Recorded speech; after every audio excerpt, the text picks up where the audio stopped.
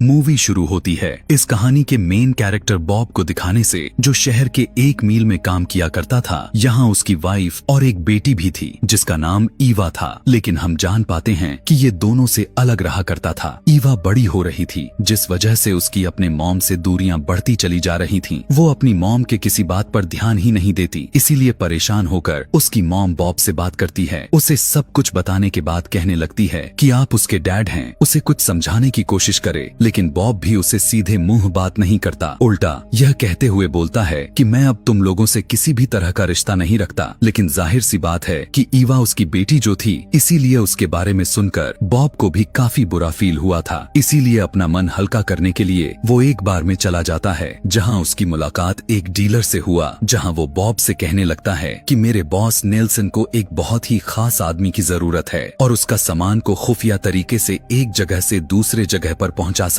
दरअसल वो बॉब को इस काम को करने के लिए ही कह रहा था और नेल्सन का नंबर भी देता है, लेकिन फिलहाल के लिए बॉब जिस सामान को लेने के लिए आया था वो बस उसी को लेता है। अगले दिन जब वो काम पर गया तो वो वहाँ पर एक खराब मशीन को देखने लग जाता है। मशीन के अंदर जब वो झांक रहा था कि तभी अचानक से वो चल पड़ी, लेकिन उसकी जांच करते हुए वो न जाने कहाँ खो गया कि तभी उसके साथी ने उसे आवाज जैसे ही लगाई, वैसे ही बॉब पीछे हट गया और वो उस मशीन से कटने से बाल बाल बच गया था। वो काफी अजीब तरह से महसूस करने लग गया था, इसीलिए वो अपने बॉस को कहता है कि मुझे कुछ दिनों के लिए छुट्टी चाहिए, जिसके लिए उसका बॉस मान जाता है। इसीलिए बॉब अपने घर आकर सामान पैक किया और गाड़ी लेकर निकल पड़ता है। रात में जब वो गाड़ी चला रहा था तो उसके शरीर में अचानक से कमजोरी महसूस होने लग गई, जिससे वो अपने गाड़ी को संभाल नहीं पाता और उसका गाड़ी जोर से जाकर एक बड़े से खंभे से टकरा गई, जिससे बॉब का एक्सीडेंट हो जाता है। उसकी तो जान का कोई खतरा नहीं था, लेकिन थोड़ी बहुत चोटें आई थीं। इसीलिए वो फौरन नेल्सन को कॉल करके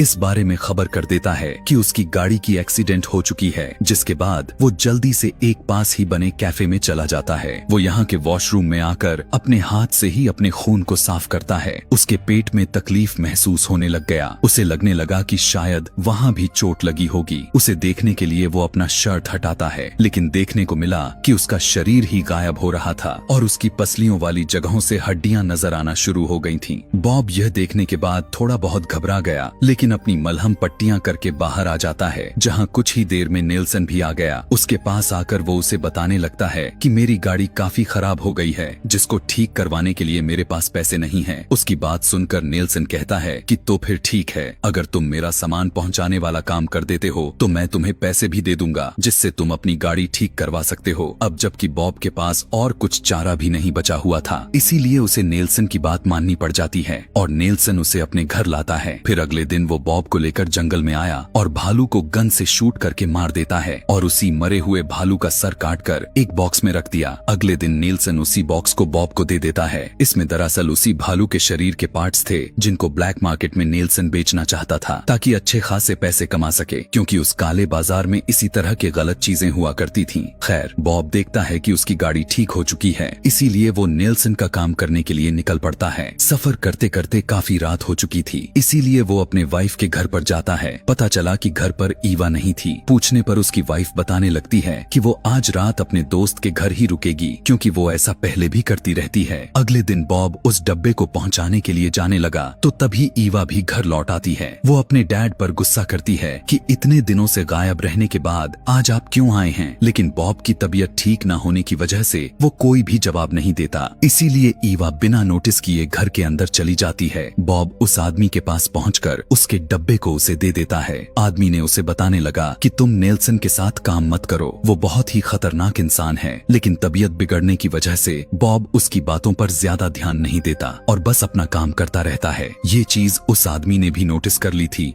कि बॉब की हालात कुछ ठीक नहीं लग रही, इसीलिए वो बॉब को एक चाइनीज दवाई देता है, जिसे लेकर बॉब घर आ गया। यहाँ पर ईवा उसके बिगड़ते हुए तबीयत के बारे में पूछती है, लेकिन बॉब उसे झूठ बोल देता है कि ज्यादा कुछ नहीं है। फिर ईवा अपने दादाजी के जानलेवा बीमारी के बारे में पूछने लगती है, यानी बॉब के डैड के बीमारी के बारे में, लेकिन वो उसकी कोई भी बात का जवाब नहीं देता और उसकी बातों को घुमा फिरा देता है। कुछ ही देर के बाद ईवा अपने दोस्तों से मिलने के लिए घर से निकल जाती है, जहाँ रास्ते में उसे एक चाइनीज दुकान दिखाई दी जिसके अंदर वो चली जाती है। दरअसल अपने पिता बॉब की तरह उसे भी बीमारी थी जिसके बारे में वो दुनिया के सामने नहीं लाना चाहती थी। शॉप में एक लेडी ईवा को एक दवाइयाँ दिखाती है, साथ साथ उसने उसे यह भी बताया कि अंदर एक डॉक्टर भी बैठा है, तुम उससे चेकअप करवा सकती हो। लेकिन यहाँ पर ईवा तो किसी डॉक्टर से मिलना ही नहीं चाहती थी, इसीलिए बस चाइनीज चाय का एक बॉक्स को लेकर वहाँ से निकल पड़ती है। फिर उसके दोस्त प्लान बनाते हैं कि काफी टाइम से एक मेंटल हॉस्पिटल है तो चलो ना वहाँ घूमने चलते हैं। कुछ ही देर में ये सभी वहाँ पर पहुँच गए। हालांकि हॉस्पिटल को बंद किया गया था, लेकिन जैसे तैसे वो अंदर घुस ही जाते हैं। देखने में ये जगह काफी डरावनी लग रही थी क्योंकि वीरान जो पड़ी हुई थी, इसीलिए वो लोग भूत आत्माओं की बातें करके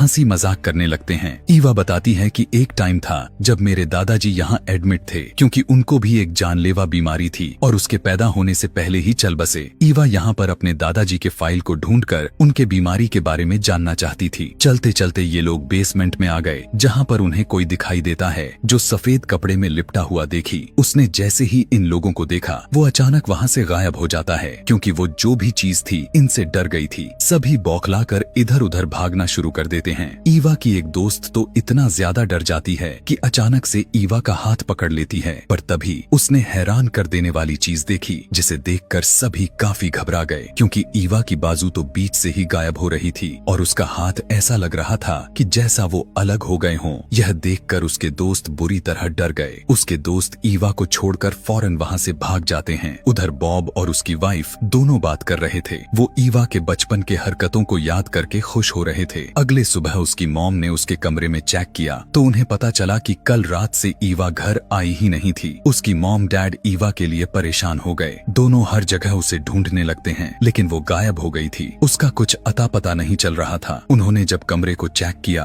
तो ईवा का फोन मिल जाता है जिसे चेक करने पर पता चला कि वो अपने दोस्तों के साथ मेंटल हॉस्पिटल गई हुई थी। इसलिए बॉब और उसकी वाइफ ईवा के दोस्त के घर पूछने के लिए जाते हैं, लेकिन उसके डैड का कहना था कि मेरी बेटी भी घर नहीं लौटी। अब दोनों काफी घबरा गए। कुछ देर के बाद बॉब नेल्सन को कॉल लगाकर कहने लगता है कि तुम्हारे अगले पार्सल को डेस्टिनेशन तक पहुंचाने में टाइम लग जाएगा क्योंकि मेरी बेटी लापता हो चुकी है, इसीलिए मैं उसे ढूंढ रहा हूँ। तब बॉब ने ईवा के बाकी के दोस्तों को देखा और वो उनसे पूछने के लिए चल जाता है, लेकिन वो लड़के सीधे मुंह जवाब नहीं देते, जिस वजह से बॉब को काफी गुस्सा आ जाता है और वो उन्हें पीटना शुरू कर देता है। तब उनमें से एक लड़का कहने लगता है कि ईवा हमारे साथ मेंटल हॉस्पिटल गई तो थी, लेकिन हम तो वहाँ से डर कर भाग गए थे, मगर ईवा नहीं भागी और वो आखिर अब वो कहाँ है इस बारे में हम कुछ नहीं जानते। यह सुनने के बाद बॉब को समझ में आ जाता है कि जरूर वो हॉस्पिटल में अपने दादा की बीमारी के बारे में जानने गई होगी। उधर जब ईवा को होश आया तो वो खुद को एक पिंजरे में बंद हुआ पाती है। उसे कुछ भी समझ में नहीं आ रहा था कि आखिर वो यहाँ पर कैसे आ गई और किसने उसे कैद कर लिया। बॉब और उसकी वाइफ दोनों हॉस्पिटल जाते हैं जहाँ सिक्योरिटी गार्ड उन्हें रोक लेते हैं और उन्हें अंदर जाने नहीं देते। बॉब को यह देखकर गुस्सा आ गया, इसीलिए गार्ड पर हमला कर देता है, लेकिन खुद ही तकलीफ में तड़पते हुए नीचे गिर जाता है। उसे कुछ लोग उठाकर पास वाले हॉस्पिटल में लेकर आए। तभी वहाँ की एक लेडी उसके पास आती है जो बॉब को पहचान लेती है क्योंकि वो उसके डैड को काफी अच्छी तरीके से जानती थी। वो बॉब की वाइफ से कहने लगती है कि उसकी हालत काफी खराब है, इसीलिए बॉब को यहीं इसी हॉस्पिटल में रखना होगा। बॉब को याद आया कि बचपन में जब उसके डैड इस हॉस्पिटल में अपना इलाज करवा रहे थे तो बॉब उनके रूम के बाहर ही बैठा रहता था। यहाँ के डॉक्टर उसे अंदर जाने नहीं देते थे और तभी से वो बॉब को जानती थी क्योंकि उसके डैड भी तो नहीं चाहते थे कि बॉब को मेरी बीमारी के बारे में पता चले। उस टाइम उनकी हालात काफी ज्यादा मात्रा में खराब हो चुकी थी। खैर, अब वो लेडी डॉक्टर बॉब से बात करती है और उसके डैड का कमरा दिखाते हुए कहती है कि अगर तुम चाहो तो यहाँ पर रुककर अपना इलाज करवा सकते हो, लेकिन बॉब ये कहकर मना कर देता है कि मेरी बेटी गायब हो चुकी है, उसे मेरी जरूरत होगी, ना जाने मेरी बेटी कहाँ और किस हालत में होगी। लेकिन गार्ड उसकी बात को अनसुना करते हुए उसे जबरदस्ती कमरे में डालकर लॉक्ड कर देते हैं। रात में बॉब जब अपने दर्द से तड़प रहा था तो उसकी नींद खुल गई। तभी उसने देखा कि दरवाजा अपने आप खुल गया था और उसके सामने वाले टेबल पर मेन गेट की चाबियां भी पड़ी हुई थीं। यह सब देखकर ऐसा लग रहा था कि जैसे कोई उसकी मदद करना चाहता है, इसीलिए वो फौरन यहाँ से निकलकर अपने वाइफ के घर आ गया। यहाँ पर उसे पता चला कि उसकी वाइफ घर पर ही नहीं है, लेकिन उसकी पड़ोसन थी। तभी नेल्सन को कॉल आया। वो बॉब को धमकी देते हुए कहने लगता है कि अगर मेरा पार्सल टाइम पर अपनी मंजिल तक ना पहुँचा तो मैं तुम्हें और तुम्हारी फैमिली को खत्म कर दूंगा। इस बात को सुनकर वो और भी ज्यादा परेशान हो जाता है। तभी उसे पता चला कि ईवा की दोस्त घर लौट आए हैं, इसीलिए उससे बात करने के लिए फौरन बॉब निकल लेता है। ईवा की दोस्त बताती है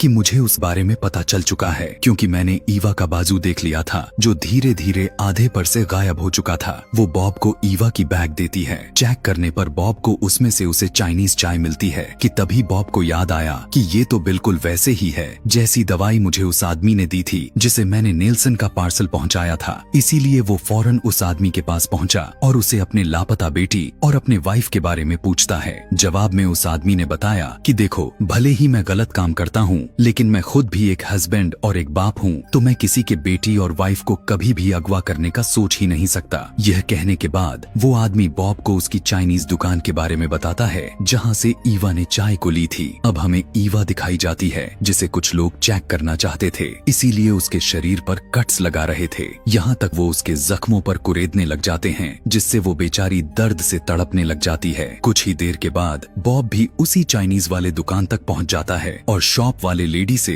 अपनी लापता बेटी के बारे में पूछने लगता है। शॉप लेडी उसे देखकर घबरा तो जाती है, लेकिन वो उसे सच नहीं बताती। तभी बॉब दुकान के एक साइड पर खड़ी ईवा के साइकिल को देख लेता है और अपने हुड को उतार देता है। अब उसके आधे से ज्यादा गायब सर को देखकर उस लेडी की बत्ती गुल हो जाती है। वो समझ गई थी कि ईवा भी बिल्कुल अपने बॉब डैड जैसी ही है, इसीलिए वो डरते हुए डॉक्टर के रूम की तरफ इशारा करती है। इशारे से बॉब फौरन समझ गया और उसी तरफ भाग कर जाता है। अंदर जाते जाते उसने अपनी शर्ट को उतार दी थी और यहाँ पर हम पहली बार देखते हैं कि उसका शरीर तो अलग अलग जगहों से गायब होता जा रहा है। वो अब बेसमेंट में जाता है जहाँ डॉक्टर होते हैं। वो उन पर हमला कर देता है। अपनी बेटी के बारे में पूछते हुए उसे छोड़ने को कहता है। तभी पिंजरे में कैद ईवा अपने डैड की आवाज को सुनकर पुकारने लग जाती है। बॉब आवाज का पीछा करते हुए उसकी तरफ जाता है और जब ईवा अपने डैड को आधा गायब हुआ देखती है तो वो भी काफी घबरा गई, लेकिन बॉब ने उसे नॉर्मल करते हुए पिंजरे को खोलकर उसे बाहर निकाल लेता है। दोनों वहाँ से बाहर आते हैं, लेकिन बॉब की हालत पहले से अब काफी ज्यादा मात्रा में खराब हो चुकी थी, इसीलिए ईवा उसे सहारा देते हुए घर लेकर आती है।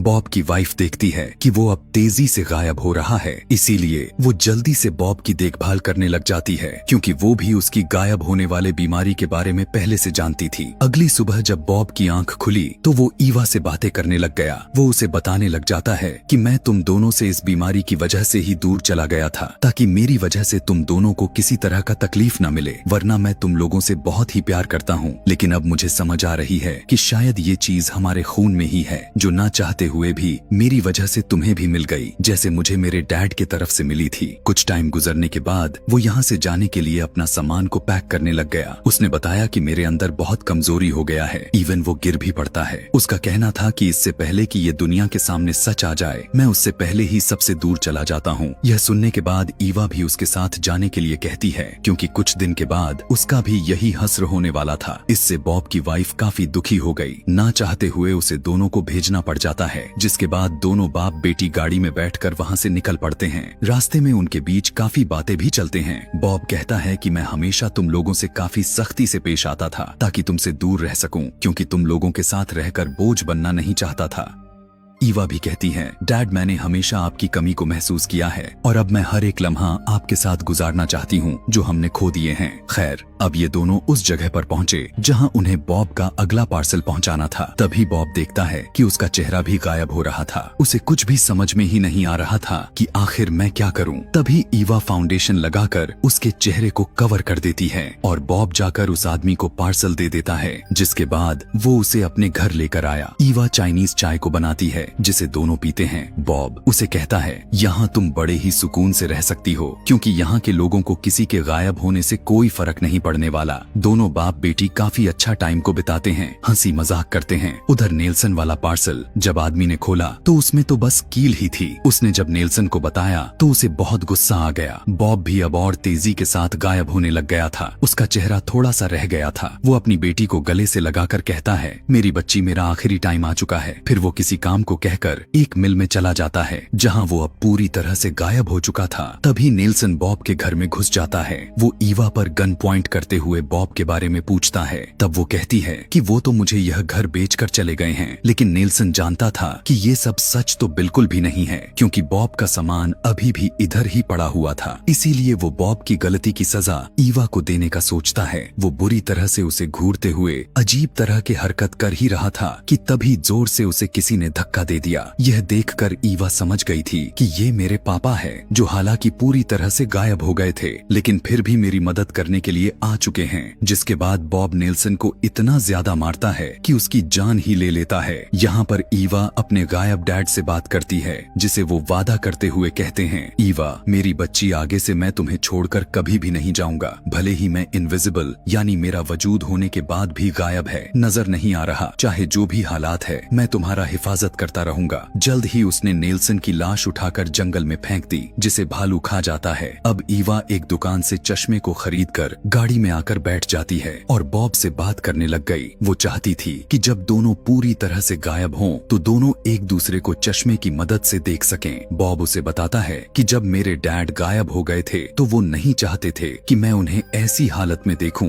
जिस मेंटल हॉस्पिटल में उन्हें भर्ती किया गया था, जहां से वो गायब हुए थे। मैं उसके साथ वाले हॉस्पिटल में एडमिट था। वहां पर मुझे पता चला कि मेरे डैड तो जिंदा हैं, जबकि मैं और बाकी के सब उनके बारे में बस यही समझ रहे थे कि वो मारे गए हैं, लेकिन वो तो सिर्फ गायब हुए थे, क्योंकि उन्होंने मेरे लिए रूम का दरवाजा भी खोला और टेबल पर मेन गेट की चाबियां भी रख दी थी ताकि मैं वहां से निकल सकूं। जिससे हम समझ पाते हैं कि उस टाइम जिसने बॉब की हेल्प की थी वो कोई और नहीं बल्कि वो बॉब के डैड ही थे। ईवा भी उसे सारी बात बताती है। जब वो लोग मेंटल हॉस्पिटल में घूमने के लिए गए थे, यानी सफेद कपड़े में लिपटा हुआ इंसान, तब बॉब कहता है कि हाँ, मेरे डैड उस मेंटल हॉस्पिटल में अभी भी जिंदा हैं। वो गायब होकर इतने सालों से वहाँ पर भटक रहे हैं। सबको लगता है कि जैसे वहाँ पर कोई भूत है, इसलिए वहाँ पर अब कोई नहीं जाता। यह सुनकर ईवा काफी खुश हो जाती है और कहती है कि अगर मेरे दादाजी जिंदा हैं तो मैं उनसे जरूर मिलूंगी, जरूर उनसे बात करूंगी, क्योंकि अक्सर मैं उन्हें याद किया करती हूँ। और जब मैं भी गायब हो जाऊंगी तो हम तीनों मिलकर एक साथ रहेंगे और दादाजी को भी वहाँ से आजाद करवा लेंगे। जिसके साथ ये कहानी भी यहीं पर खत्म हो जाती है।